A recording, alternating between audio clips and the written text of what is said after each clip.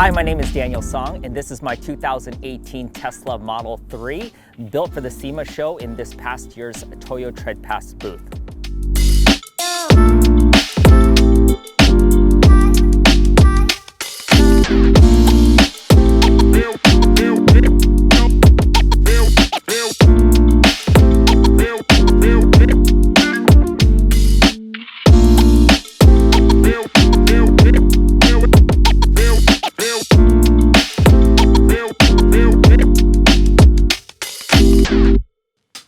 This is the Artisan Spirit kit, wide body kit. It's exactly the same kit featured on the Evasive Pikes Peak race car, minus the main differences on their car versus this car is obviously they have a specific chassis mount splitter, which is much more aggressive, much larger for the use that they had on Pikes Peak.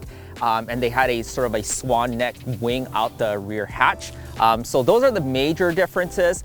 They've done a little bit more to gut out their car and to replace panels like carbon doors, replacing the glass with carbon fiber panels for weight reduction. But this is much more of a street build, right? And so this is much more how it would look out of the catalog. So this is the Artisan Spirit's wide body with a Voltex Type 12 rear wing.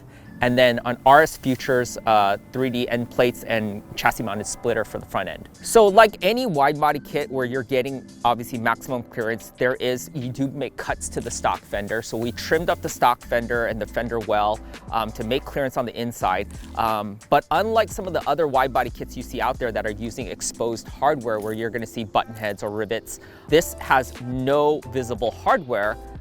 Because Artisan Spirit kits are actually designed to be mounted using 3M tape, basically. You can use panel bonding glue as well, but I mean, that's sort of a permanent solution. Right. But if you're using high quality, like automotive grade, like double stick tape, and then the black stuff, right? Yeah, and then on top of that, you use adhesion promoter, you'll get a rock solid mount. I mean, I can yank on this fender, you know what I mean? It's not going anywhere. I mean, this is me leaning my full body weight back, and it's not going anywhere. So what's really cool, the advantages of doing this is you get a much cleaner overall appearance. I'm not opposed to exposed hardware. I know some people just absolutely lose their mind when they see exposed hardware. I think if done properly, it can also be really, really clean.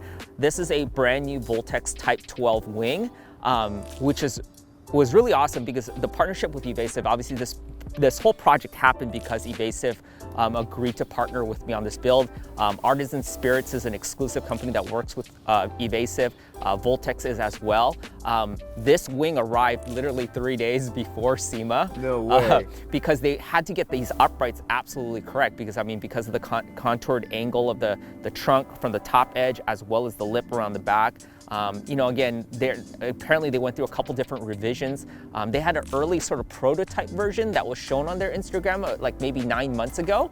And then ultimately this was the final production piece. And this was the first one that was, you know, again, airshipped out of Japan to Evasive literally 3 days before this went on the trailer. So I think it's really cool because a lot of the Model 3 wings that you see out there are usually a duck bill solution, which is a much cleaner, obviously, you know, for people that are just kind of going with a street build, it's a much cleaner solution. But anything that's kind of off body like this, there's really only 1 or 2 wings that are off body like this. And I personally think that this one complements the Model 3 the best. So for the wheel and tire setup, we obviously went with some Toyo Proxy Sport AS wheels. The idea was that this is a street-driven car. It's something that I can daily drive.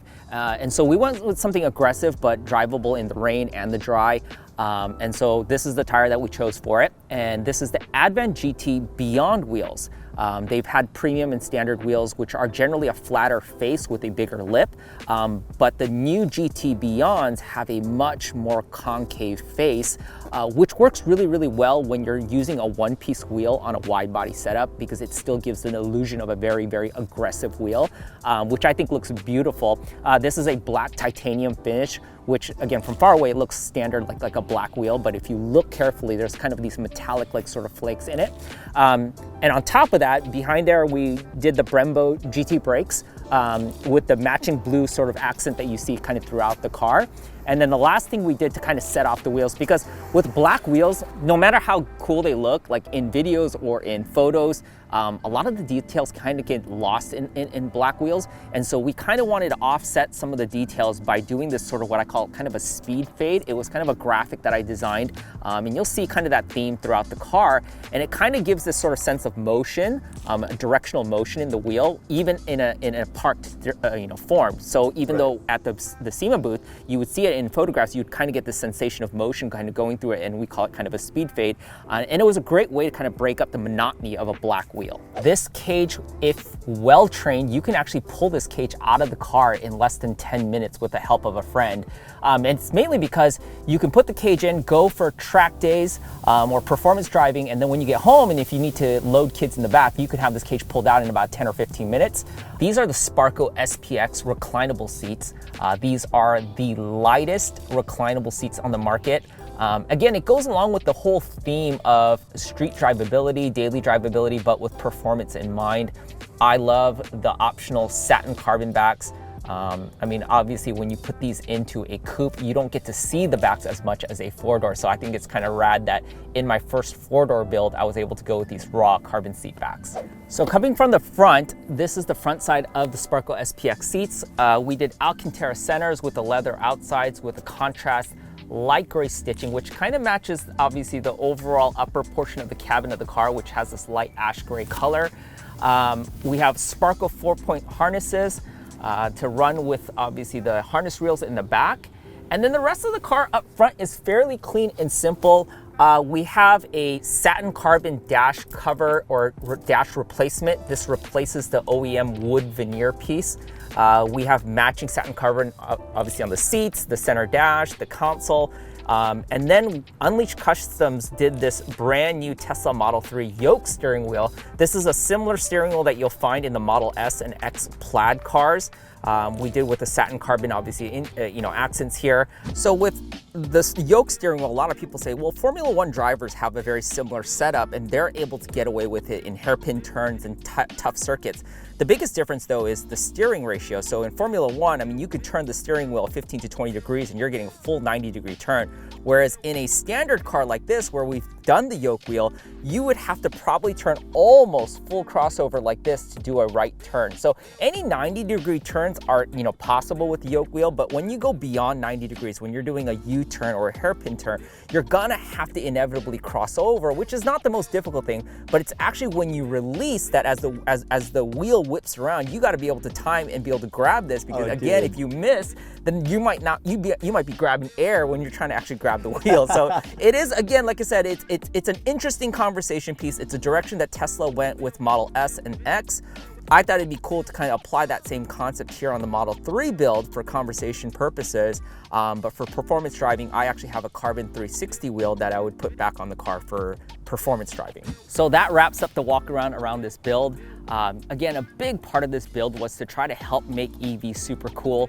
I know there's a big hesitation among performance gearheads thinking that, are EV cars really that cool? Look, from a performance standpoint, you can't beat it, right? The power right off the line, the linear torque is incredible. If you've ever driven one, you know how fun it is. But the looks can be a little lackluster, right? Teslas often look kind of like a loaf of bread, and I'll admit that too. And so it was really cool to get an opportunity to work with U.S.A. and Artisan Spirits and Voltex and a lot of other sponsors to build what I thought was a really, really cool representation of what a Tesla could be.